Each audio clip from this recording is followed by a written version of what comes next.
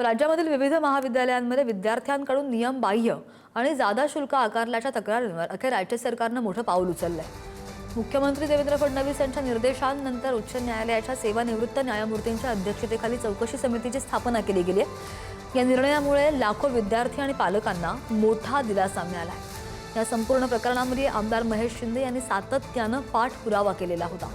त्यामुळे 3 महिन्यांमध्ये हा अहवाल सादर होणार आहे। शुल्क घोटाळ्याच्या चौकशीसाठी समिती स्थापन केली गेली आहे।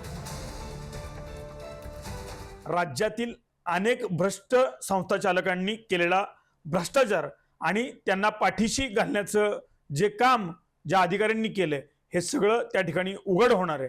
यापूर्वी देखील आर्थिक गुन्हे अन्वेषण विभाग असेल किंवा आदिवासी विकास विभाग असेल यांनी याच विषयांमध्ये काही भ्रष्ट संस्था चालकांवर त्या ठिकाणी फौजदारी गुन्हे देखील नोंद केलेले आहेत।